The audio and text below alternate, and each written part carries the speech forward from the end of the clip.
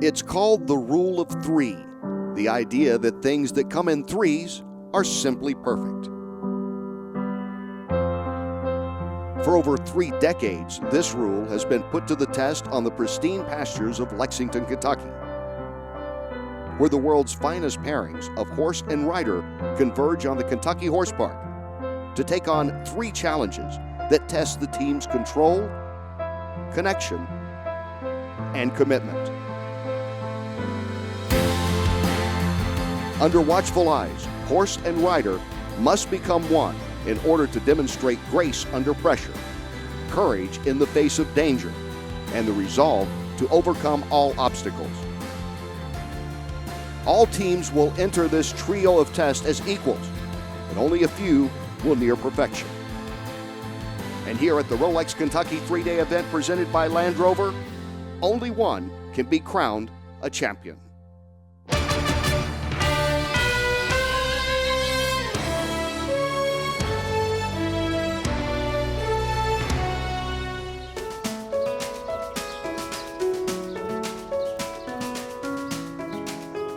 Hello everyone, I'm Kenny Rice with Olympic gold medalist Melanie Smith-Taylor. Welcome to the Rolex Kentucky 3-day event presented by Land Rover. Hard to believe in the middle of this beautiful pastoral setting, America's most intense eventing competition unfolds. 62 of the sport's best horse and rider combinations, hailing from 7 nations, are here to vie for the title. That's right, Melanie. Here on the grandest of stages, we'll see young riders aspiring to prove themselves at the most elite level. We'll see the more experienced riders eyeing a trip to the podium for the first time. And we'll see champions looking to secure their legacy.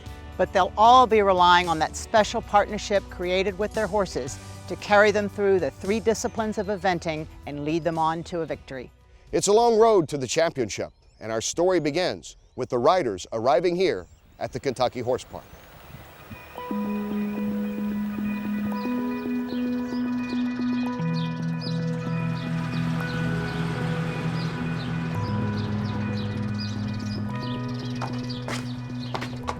It's always really exciting pulling into the horse park. Can I put him in a stall? Rolex is just like buzzing with atmosphere, and as soon as you walk through the gates you feel it, whether you're a competitor, a rider, and for sure if you're a horse. Driving in here on a Rolex week is like somebody walking out onto the Super Bowl field. There's no other stadium in the world like this. There's no other event that puts the dressage and show jumping on such an impressive stage. There's this grandstand and the most beautiful cross-country jumps and field, and I mean, I can't even describe, it's magic. This Kentucky Horse Park is sort of epicenter of the eventing world in America. And everybody that, rides in America, everybody that has anything to do with a horse wants to come to Rolex. Each spring for the last 36 years, the best riders in the world have flocked to Lexington, Kentucky to compete in the Olympic sport of 3-day eventing, the most complete test of equestrian skills. You've got to be a master of the whole thing. It's a different style in each phase. To earn a spot on the podium, riders must guide their horses through 3 distinct tests: dressage, cross-country, and show jumping. Each phase sort of leads to the next. So the dressage phase is your figure skating, the movements, the judges. There's no freestyle, it's everybody does the same moves. Watching a good dressage test, it should look seamless, it should look flawless. The horse should look relaxed and happy and obedient in his job. That training is the communication that you're going to need on the next day. The cross country, the heart of our sport. You're, going at 30 miles an hour at solid fences, ditches, banks, waters. And you need that communication that you get in the dressage to teach the horse when you want them to slow down, when you want them to speed up, left, right. They have to just have the heart to want to jump those jumps and to want to do it for you. And then the final phase, the show jumping on the Sunday. They have to revert back to that more refined, obedient, careful animal. It's transforming the horse, and your riding has to be 3 completely different things for those phases. It takes a special horse. And that's hard to find. Like other professional sports, eventing has various levels of competition, ranked on a star system. The 4-star is the highest level in our sport and very, very prestigious. It's like a major. It's like a major in golf, or it's one of the majors in tennis. And this is the only major that we have here in the States. Like in lots of other different sports, there are weekends that you want to win. You have to win it in your career, and this is seriously one of those events that do that. The Rolex Kentucky is one of 3 four-star events that comprise the Rolex Grand Slam of eventing. And this year, New Zealand's Andrew Nicholson arrived in Kentucky with his sights set on the $350,000 purse. But this year, a packed field of talented riders stand in Nicholson's way, including 2-time Rolex champion William Fox-Pitt from England, and a number of strong American riders, including the 3-time national champion Buck Davidson. Last year was a good year, and I was the #1 rider in the country, and then I got to 3 in the world. But what really drives me now is trying to get to #1 in the world. Now, how am I going to get there? Equestrian sports are some of the few in which men and women compete against one another. For the Americans, one of the strongest has already been pegged as a favorite. Jimmy Wofford, who is a legend in the sport, every year goes through and ranks all the riders and writes a little bit about them in the Chronicle of the Horse, which is a really famous magazine in the horse world. There you are.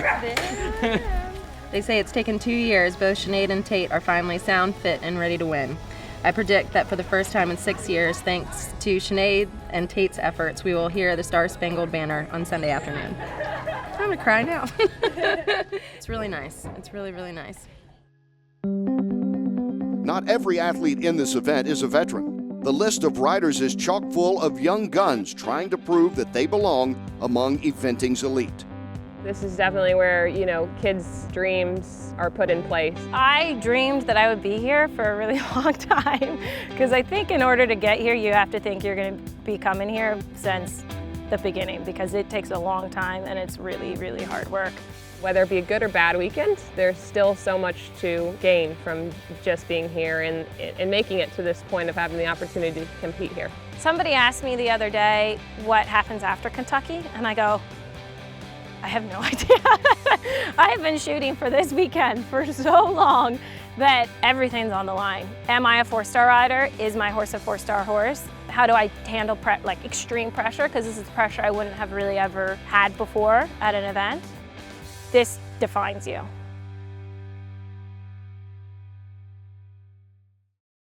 The 2014 Rolex Kentucky 3-day event presented by Land Rover is brought to you by Rolex, the official timepiece of the U.S. Equestrian Federation, by Land Rover, above and beyond, by Bridgestone, your journey, our passion, and by Kentucky Tourism. There's only one Kentucky. Plan your getaway at KentuckyTourism.com.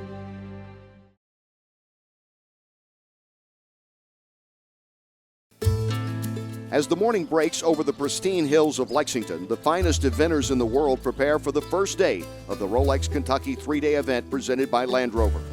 But these athletes are only one part of the competing pair. Eventing truly hinges on the bond between riders and their horses. The rider and the horse relationship is everything. It's built on trust. And if you don't have that trust, if I've lied to my horse at some point, then he's not going to help me out when I need it. It is so important that you're listening to your horse. It's not so important that I'm telling him all the time what to do. We have to be so in tune with our horses' health and fitness as well as how they play on game day. These horses are like your best friend. The first challenge of the Rolex Kentucky is the discipline of dressage, where the riders are issued a test comprised of a series of trots, canters, lead changes, and other maneuvers that demonstrate a rider's control of their horse. Judges keep a watchful eye, and a low score reflects a low number of faults. First into the stadium is Buck Davidson, riding one of 3 horses he brought to the competition. 3 different mounts, 3 chances to win. But right now, all eyes are on Park Trader. Park Trader, he's been on the improve. He went around here last year, was second at Fair Hill in the 3-star last fall. Buck is such an experienced competitor and he's getting every bit out of this horse. He should be very happy with this. Buck and Park Trader post a 57.8. Not a bad score for the young mount. Will Faudree and Paolo are up next. Nice ride so far and a very clean transition into the canter. A 49.8 is low enough to put Will and Paolo in the lead. But Sinead Halpin and her rambunctious horse Tate are waiting in the wings. He's a big French chestnut horse, and he has got quite the personality. A little bit choppy perhaps in that trot. We've seen smoother and more ground covering trots, but the halt and the reinback was beautiful, except she took one extra step back. Sinead and Tate post a 51.7, placing them towards the top of the pack.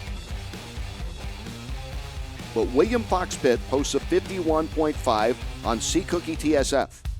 And the top ride of the day goes to Michael Pollard aboard Menza G. Meghan O'Donoghue's ride on Pirate scored a 61.8, placing her further down the leaderboard. But for Meghan and her young thoroughbred, just making it through this test was a victory.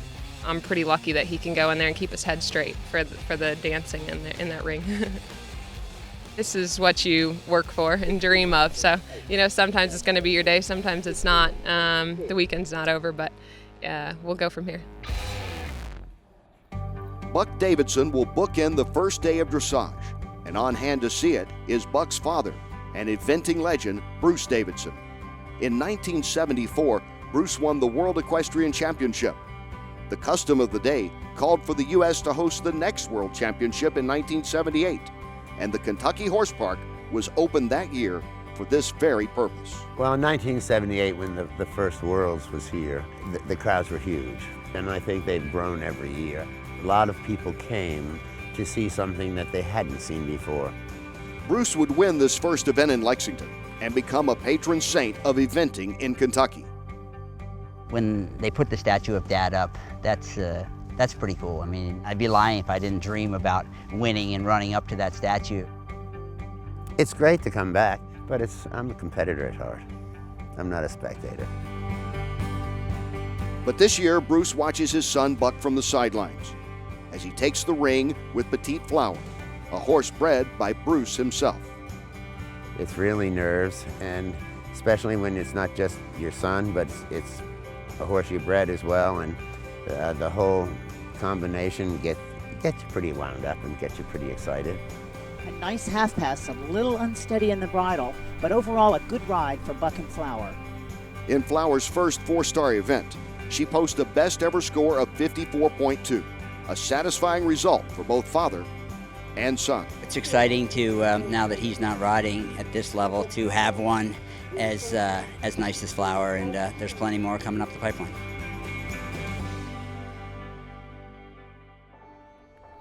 Although traditionally only 3 days, the Rolex Kentucky has so many competitors, it spreads the dressage discipline over 2 days.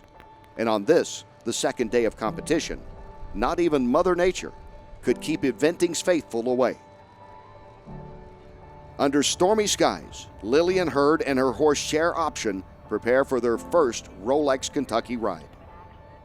I will say this to people watching. That ring looks big from in the stands. It looks big on TV. But when you are in there, that is the smallest thing you've ever been. You feel like in 2 strides, you're going to be out of it. And you've got to keep your horse in there. So it was like he was taking care of me for a second there. He's like, she's panicking. I'm just going to calm down for her. Lillian and Share Option score of 59, a great result for the rookie team. It's his first time in there, my first time in there. I can't be anything but happy with it. No stranger to this stadium, William Fox-Pitt won the Rolex Kentucky in both 2010 and 2012. Today, he enters a Rolex Kentucky first-timer, Bay My Hero, to begin his quest for a 3rd title. He's won at Badminton, 6 Burleys, 1 Mullen, twice here at Kentucky. A great ride. You're looking at the leader now for sure.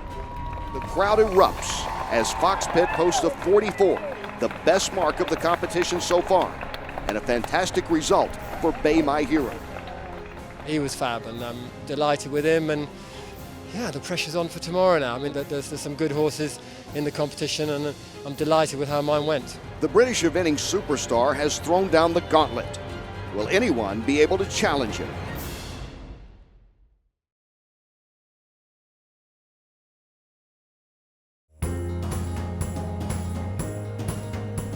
A packed crowd at the 2014 Rolex Kentucky 3-day event just witnessed a dressage clinic from British eventing champion William Fox-Pitt. American ace Philip Dutton attempted to answer the challenge aboard Mr. Medicott, but fell short with a 49.5. Lauren Kiefer and Veronica edged closer with a 46.7, but sat in second place. Rolex Grand Slam contender and defending Rolex Kentucky champion Andrew Nicholson posted a very respectable 51.7 on Avebury. And Buck Davidson tied Nicholson's score on his top-tier horse Reggie. If practice makes perfect, then perhaps no one was better suited to challenge Fox-Pitt than the team of Allison Springer and Arthur. This is our 6th Rolex together, and he had an injury a couple years ago after Burley, the Olympic year. So we sat out last year, so it was really emotional to be here. I think the year off was good for him. He feels stronger, and in a weird way, I think he was looking forward to this as well. That's the most confident he's walked down that ramp and gone around the arena, and just he knew where he was, and that's a real special feeling. There's a lot to like about that extended trot. She's for sure knocking on the door of trying to take William off of that top spot.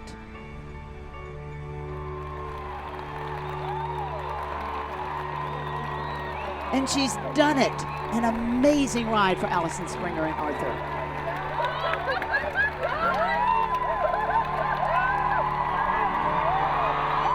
.39.5. The best score of the entire dressage discipline by over 4 points. Allison and Arthur have emerged from dressage on top of the Rolex Kentucky field. But even Allison knows not to rest on her laurels. Day one is down. There's a lot more to this competition, and I've certainly been on the leaderboard after dressage and left, cross-country day in tears and had to pack it up and go home. So it's a tough sport, and this is a great competition, and you have to be mentally really on it every step of the way.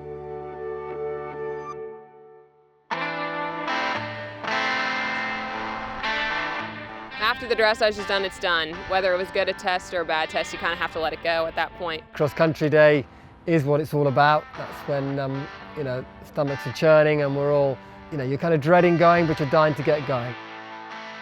The demanding 4-mile cross-country event awaits the Rolex Kentucky field tomorrow. But at least for now, riders like Buck Davidson take advantage of a moment to enjoy free time with friends and family.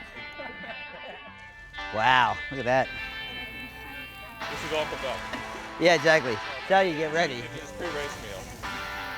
But even for Buck, the specter of the monster cross-country course looms large. Of course, I'll be nervous tomorrow, but I trust my horses, I trust myself, and see how it plays out tomorrow. The best in the game head to TPC Sawgrass. Watch the Players' Championship Thursday and Friday at 1 Eastern on the Golf Channel. Coverage continues Saturday at 2 Eastern on NBC. The Players, part of NBC Sports Championship season.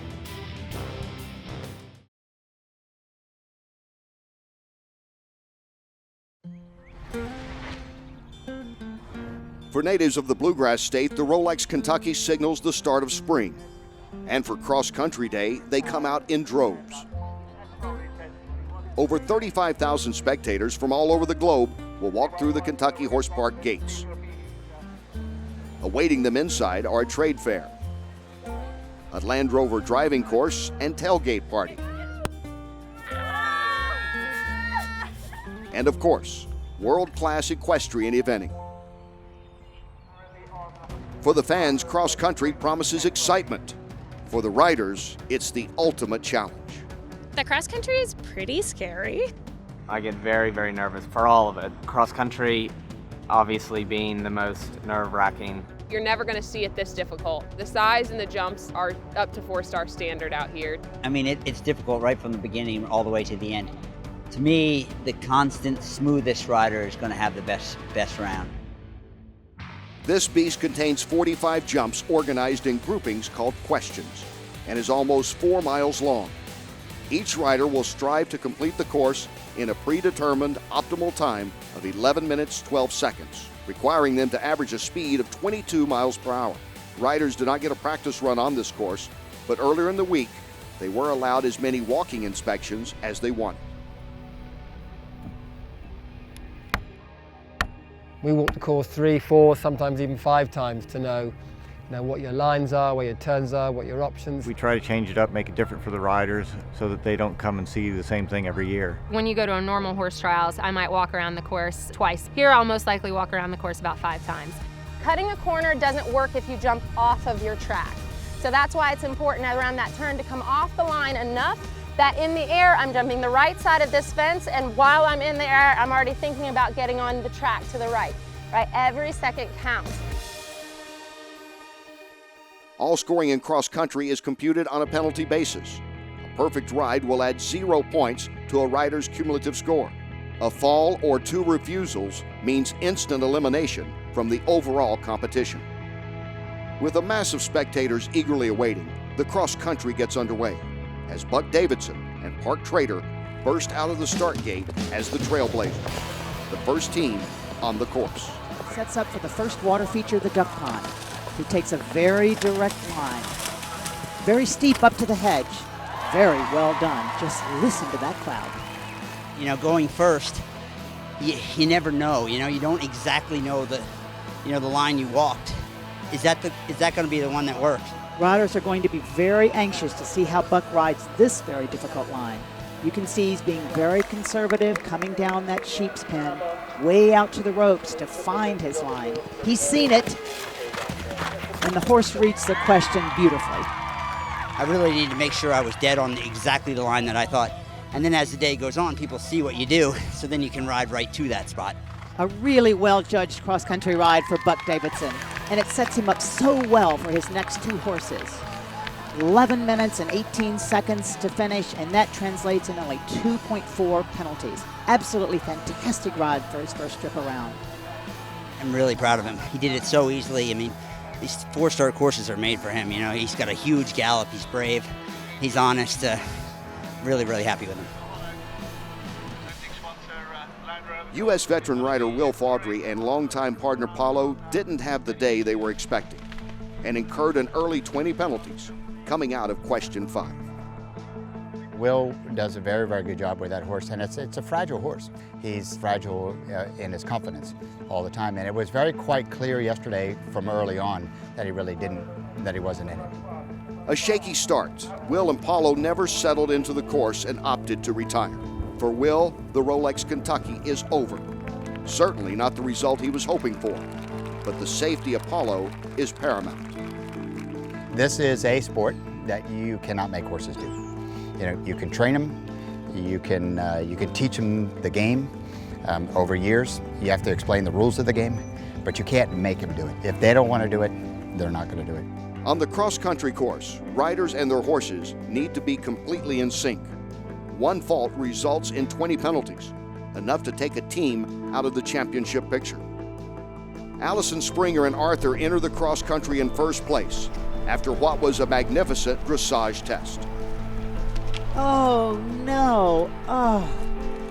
Allison Springer and Arthur with a glance off of the C element of the Normandy Bank here. Very tough for Allison. The monstrous 2014 Rolex Kentucky cross-country course is living up to its reputation. Who will prevail?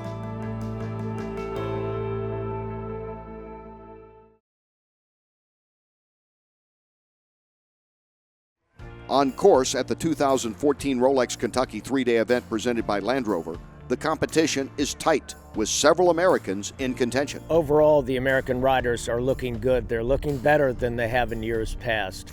I think that for the first time that I can remember, the foreign riders look beatable, and we're going to be a factor in years to come. We're looking to stand on a podium this year, but it's still a stepping stone onto where we feel like that we can just repeat this, and we can repeat this at every major.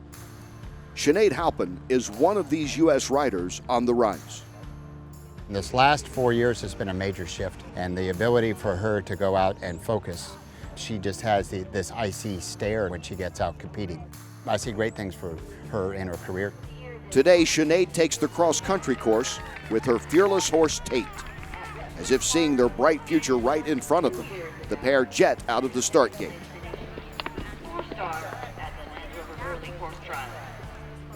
popping up over the Normandy bank, ballooning over the rails, a mile over the brush, and leaving a stride out there. When I started going, I started out really quick because I was sure that the time was going to be quite hard to make, and then I realized by the time I got to kind of my 8th minute I was quite high up, so I tried to settle him down a little bit. Tate looks full of run here, a fantastic uphill gallop. Sinead and Tate crossed the finish line a full 13 seconds ahead of the optimal time, with no penalties. Waiting for her is U.S. team coach David O'Connor. Sinead's aggressiveness may have been contagious, as Meghan O'Donoghue and Pirate also charged the course with a fast time in mind. New horse and rider on course, Meghan O'Donoghue and Pirate. From the start, I went out attacking. I did think that the time was doable. I'd seen it done already this morning, but I knew that you had to be quick across the ground. Meghan and Pirate looking fast and smooth here with plenty of run left, and the crowd likes what they see. A brilliant ride there by Meghan. She should be very pleased. A double clear for Meghan and Pirate.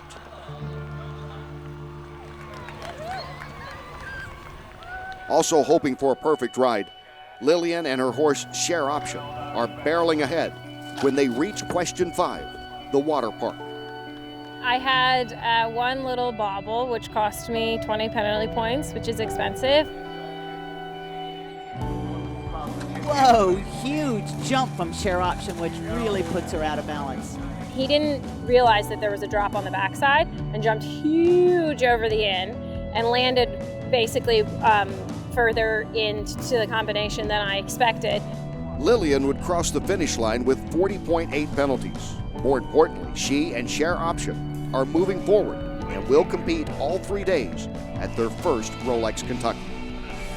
Starting the cross-country day in 3rd place, American Lauren Kiefer and her mount Veronica take their turn on the course.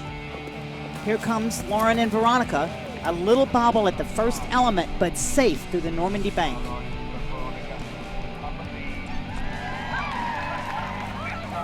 I'm absolutely thrilled.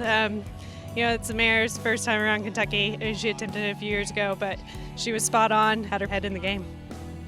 With so many Americans posting double clears on the cross-country course, the pressure is now on William Fox-Pitt.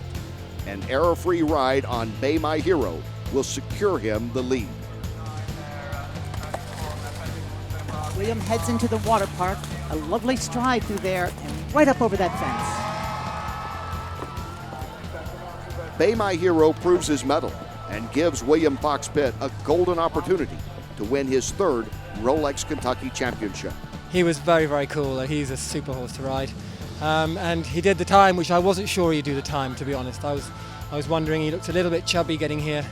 I like to send my horses over a bit chunky when they leave England, and they normally lose 20 kilos, and he didn't. So he's a little bit heavy, but he was superb.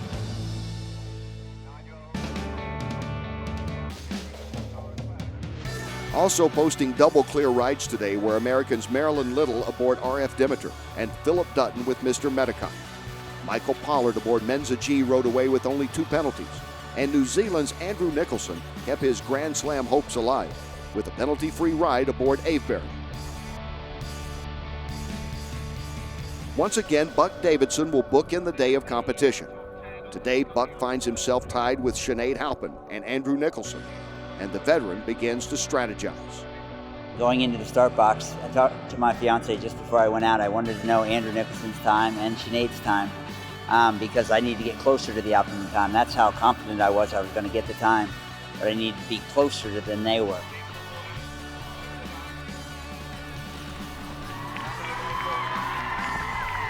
Here's Buck and Reggie setting up for the head of the lake. He's checking his pace and balance. He wants to get the canter stride just right. Beautiful through there. Rounding the last jump, Buck actually knows he's setting too fast a pace and reins back. I jumped the last fence and was able to just slow down and bring him into a trot and just walk across the finish to get closer. So very, very proud of him. He, like he does every single day, gives you 110%. With no penalties, if Buck finds himself still in a tie after show jumping, this time will make all the difference. And Buck couldn't be happier for his horse, Reggie. Nobody knows what heart this horse has. I mean, he's had wind surgeries. He had pneumonia only a few months ago. He's such a professional. He's just a joy. I mean, the two of us have a partnership. He's my buddy. We've been through everything together. In all, a dramatic and exciting Saturday of cross country. So many amazing rides. But the best ride of the day got a little something extra from sponsor Land Rover. The Land Rover Best Ride of the Day award goes to Philip Dutton, not only getting close to optimum time, but exactly optimum time on Trading Aces. So for that, you win a brand new Range Rover Evoque. Here to present it is Kim McCullough, brand marketing for Land Rover USA. Yep. Congratulations, Philip. Enjoy your new ride. Thank you, Kim. Come on, Evie.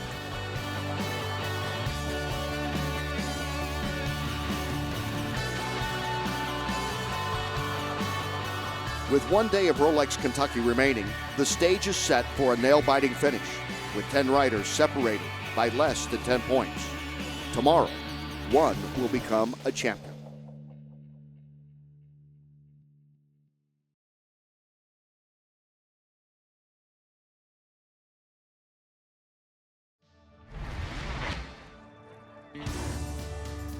The 2014 Rolex Kentucky 3-day event presented by Land Rover has reached the third and final day.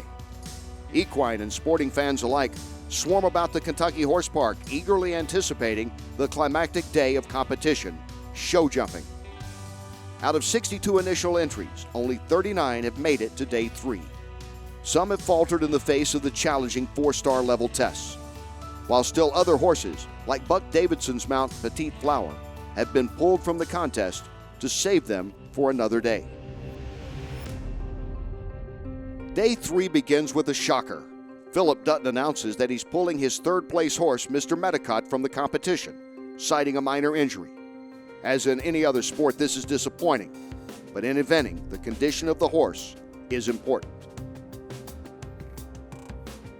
To ensure the health of the rest of the field, the remaining teams are required to submit to the final veterinary inspection.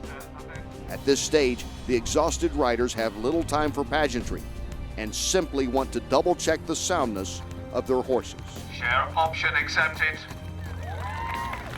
Although one more team is scratched, the top of the leaderboard remains intact, and 37 horse and rider teams prepare for Rolex Kentucky's final test.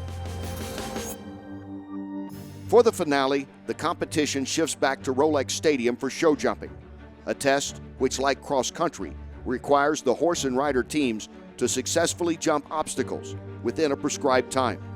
But the comparisons with cross country end there. If you actually think about the shapes of the horses, we were going at 24 miles an hour, and then here we're going to go at 7 miles an hour. 24 miles an hour does is make the horse's shape go like this. Well, if you jump like that in here, you're going to knock a rail down. So it's actually changing the way you think about how a horse jumps in the shape you would like him to jump, and how do we express that. That's what you're looking for, that ability to say, do the things you already know how to do. Show jumping is scored on a penalty system. 4 penalties for a knocked over obstacle, and 1 penalty for every second over the optimal time of 84 seconds. You can't win this competition in the show jumping. You really only feel like you can lose it. Currently, William Fox-Pitt and Bay My Hero from Great Britain sit in first. But even one knockdown rail could move a rider down the leaderboard as many as 7 places. The Americans look to apply the pressure with 8 of the top 10 combinations hailing from the U.S.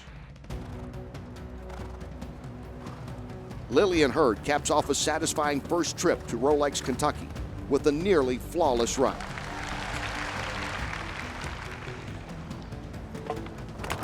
Quite enough adjustability. But what a great round. Meghan O'Donoghue, in only her second Rolex Kentucky, proves she is a rising star, despite knocking down 2 rails. Meghan probably is one of her really true talents. She's got a tremendous horse feel about her. She's mature beyond her years. Sinead Halpin enters the final day with the same score as Andrew Nicholson and Buck Davidson. But because her cross-country time was the furthest off the optimal time, she sits in 7th. I ran him quite fast yesterday, not knowing the time was going to be easier to make, and then as soon as I came through the finish, and I was excited we were clear, but then I just felt awful that I ran him too quickly and maybe I had used up all his energy, and that shows up on the 3rd day in eventing, so you have to be very careful. Just rattling a few of them, but they stay up. Gets tidier through that line. Sinead's having to work pretty hard. Super jump there. Honestly, I've been so nervous all day, and I just wanted to get it done. But he show jumped in the warm-up, amazing, and then went into the ring, and he just gave me everything he had. You hear her say, whoa, he's getting a bit quick. He wraps it, but it's okay.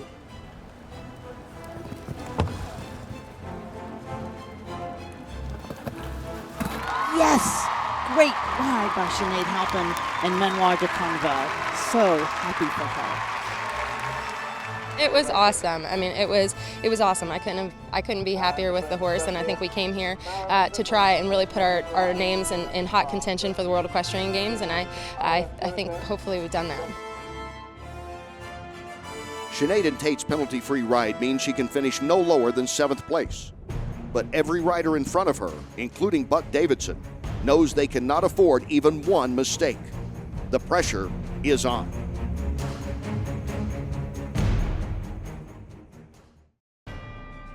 Don't miss the second jewel of the Triple Crown, the Preakness Stakes. Coverage begins May 16th on NBCSN and continues race day Saturday, May 17th here on NBC. The Preakness Stakes, part of NBC Sports Championship season.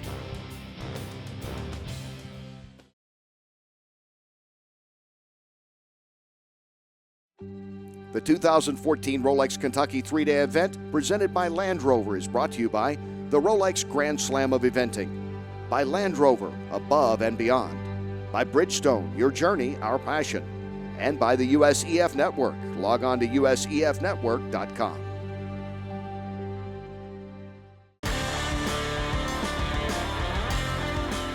At the finale of the 2014 Rolex Kentucky 3-day event presented by Land Rover, Sinead Halpin's perfect show jumping ride has put the pressure on the final 6 riding pairs, including the 2 tied with her. Anything less than a perfect ride will mean a significant drop down the leaderboard. There's a rail there, not going so well for Andrew. And another one goes down. Rolex Grand Slam contender Andrew Nicholson would not remain tied with Sinead for long. A disastrous ride saddles him with 25 penalty points, ending his Grand Slam bid.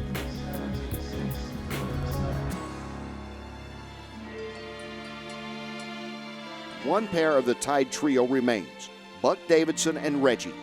Buck's newfound focus on the technical aspects of eventing has refined his riding, particularly in the show jumping test. Well, you know, Buck is the ultimate competitor. I mean, he wants to win. He made a decision 2 years ago to really, okay, I need to change my technique and think about more of the theoretical side, think a little bit more about the technical side, and has made leaps and bounds in the last 2 years. David said to me after I had 2 down with all 3 last year, he said, Buck's consistent, 2 down, and he knows, what to say, and everything he's told me to work on, I work on. That's a huge testament to him mentally wanting to make the difference. And I want to be better. I don't want to be 7th. I don't want to be 8th. I want to be able to be one of the major players in the world. So I think we're going to see even way more success for him in the next 2 or 3 years.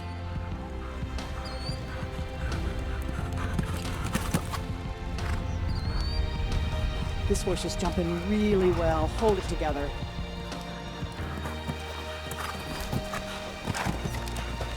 Very nicely done through the triple. Just trying to bring him back now for the short 6 strides. Oh, he flew down there in 5. Fantastic clear ride for Buck.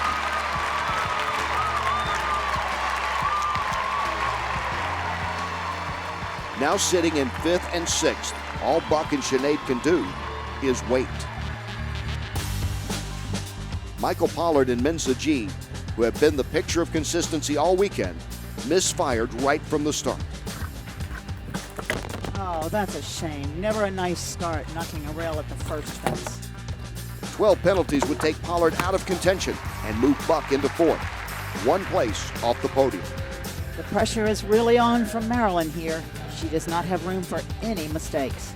Marilyn Little and R.F. Demeter had a perfect ride going through the first minute, but ultimately would prove just how consequential mere inches can be. Oh no! Catches the last rail. One knockdown rail removes Marilyn Little from the podium and moves Buck onto it. Sinead now sits in fourth, with 2 riders left. The final American to ride is Lauren Kiefer aboard Veronica. With less than a rail separating Lauren and William Fox-Pitt in first, she must post a clean ride. And now, Lauren and Veronica. They're on the dressage score still at 46.7. They lie second behind William.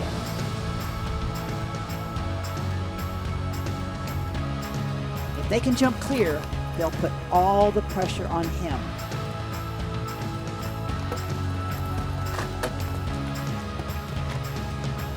Nice controlled jump there. Just 2 more to jump.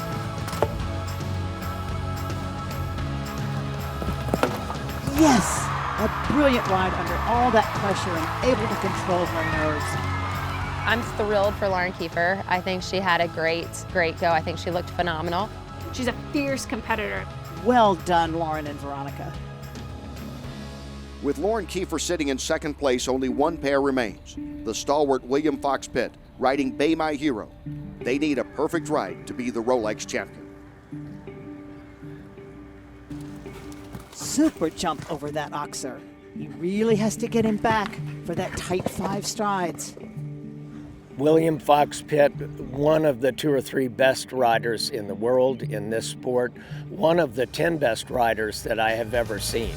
Into the triple. Ooh, he really has to reach over that last rail, but gets away with it. Now into the last line.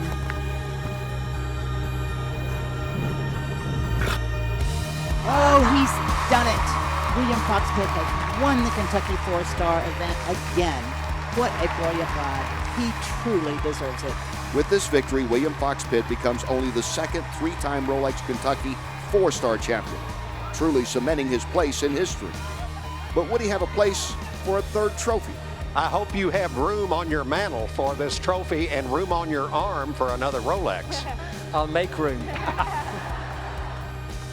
And now we're going to bring in the president and CEO of Rolex Watch USA to present you with the Rolex timepiece. I'd say it's kind of a bit of a ritual, so long may it continue. Well done, thank you. Thank you very, very much. Yeah, I'm very proud of my Rolex and like to show it to you all. Ladies and gentlemen, I give you the 2014 Rolex Kentucky champion, William Fox-Pitt. 2014 wouldn't see the Rolex Kentucky title return to U.S. soil, but with Americans filling 2 spots on the podium and 8 places in the top 10, it signals a bright future for the American team. You know, I was really rooting for an American to win, but if American's not going to win, I'm glad William did, because I think he's totally a class act, an amazing rider, and then we stacked the deck behind with Americans, so we're creeping up. For every rider in the 2014 Rolex Kentucky 3-day event presented by Land Rover, this has been an experience they won't soon forget. It's another 4-star under my belt as only being 25, so I feel very blessed to have a horse in my life like this and the team of people behind me. I am so excited. I hope I make it back as many times as possible from now until my body says this is too hard. I want to do this. It's amazing. Just so thankful for this weekend and so thankful for these horses, and see what happens down the road.